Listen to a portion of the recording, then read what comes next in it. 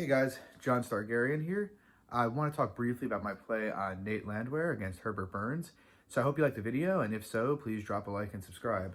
So I'm playing Nate Landwehr against Burns at about minus 106 for 1 unit, and I think there's decent value on Nate. I think he's currently trying to get about minus 120, and I do think he's playable up to about minus 135. I personally capped this around minus 150, and to me, I can understand why this fight's lined so closely because both guys have very clear win conditions. For Burns, that win condition is really, seems to me to be an early submission. And for Landwehr, it's pretty much anything else. And so that's why I'm playing Nate here and why I think there's value on him. So first, let's get into Herbert Burns. Herbert Burns is Gilbert Burns' younger brother. And as I'm sure you know, Gilbert Burns is the highest of the is a super high level Brazilian Jiu-Jitsu practitioner. He's kind of built in the model of, a Gilbert Burns, a Demian Maia, Kron Gracie. The difference between Herbert Burns and those guys, though, is his jiu-jitsu is just not as good. He's obviously very good at it, but it's not even close to the level of those guys. And the other issue I see for him beyond that is that he, like many specialists in jiu-jitsu, he doesn't have a great ability to get the fight down. He will attempt takedowns, but they're really not great. So, he's not the kind of guy who's going to go in there, shoot a double, and then chain it to a single or a body lock, if it fails. He's really one entry or bust.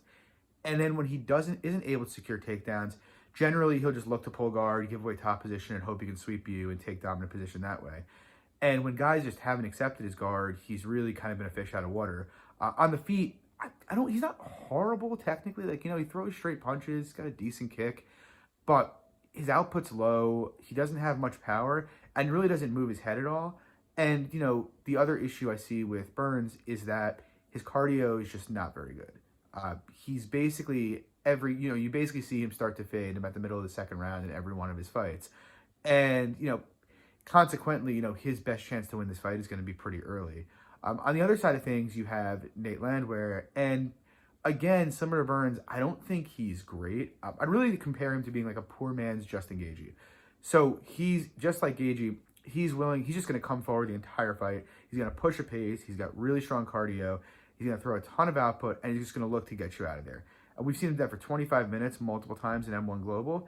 And, that's basically his game plan. He's going to take a ton of damage in the process. We've seen him rocked on multiple occasions, but no one can seem to get him out of there.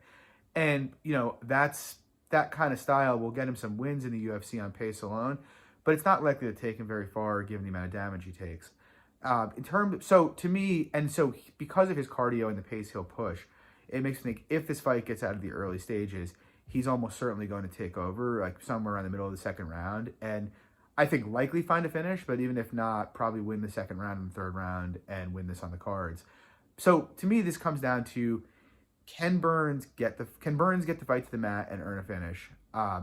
And can Landwehr basically defend his takedowns? It's a complicated answer. So, I do think Burns can find a finish here. Submission grappling, while he's not as good as the top tier, as the super elite, it's still very strong and strong enough that he could definitely submit Landwehr early in this fight. So, can he get the fight down? And again, that's more complicated. And I do think it's possible he could.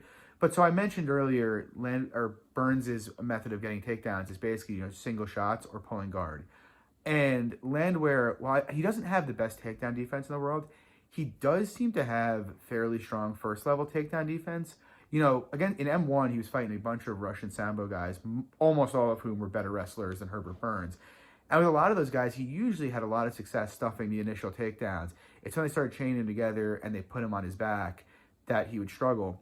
And Burns isn't really the guy to, who's going to, like I said, is going to do that. So I do think he's going to have some success stuffing Burns' takedowns.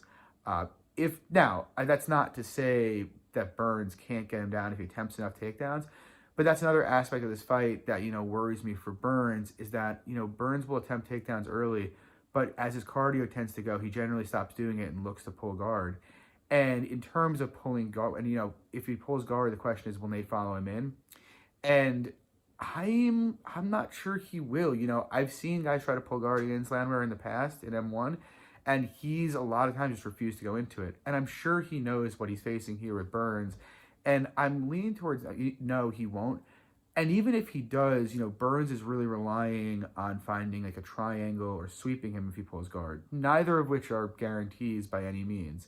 So I don't think Burns has a consistent path to get this fight to the ground. Now, if he does get it to the ground, as I mentioned, I think he has a strong chance to finish the fight.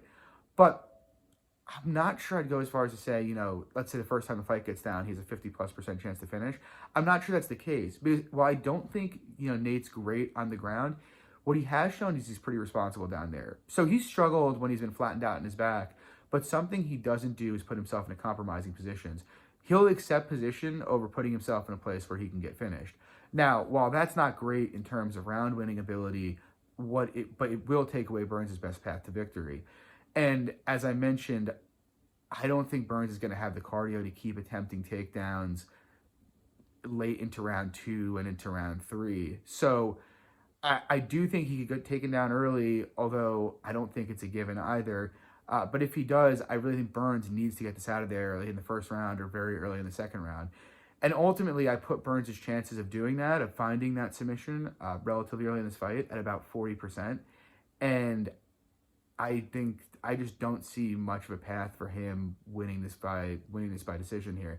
And I say that because he just hasn't flashed much power. And like I said, the poor cardio combined with Nate's great cardio and the pace he's going to push, it just makes it very hard for me to buy that he's going to be able to, compete in the second half of this fight with Landwehr anywhere. So ultimately, that's how I cap this. I put Burns at about 40% to win this fight and to win it very early by submission, and Landwehr at about 60%. I think the pace he pushes is ultimately going to break Burns if Burns can't get him down and get him out of there. And so I think there's good value on Nate. I also think there's pretty decent value on Fight Goes the Distance here, which is, it was minus 140 earlier in the week, which I'm pissed at myself that I didn't take it. But it's minus 190 right now. And I actually think there's probably about a 70% chance this fight gets finished inside the distance. Landwehr's got good power, and like I said, he's going to push a pace that's going to exhaust Burns. And Burns is really his only win condition is getting an early finish. So I think there's great value on that if you want to play around with that prop. But yeah, I'm playing Nate Landwehr for 1 unit at minus 106. I think there's decent value there. And, I hope you guys enjoyed this video. I hope if you follow, I hope you make some money. And if you fade, good luck to you. Anyway, thanks. Bye.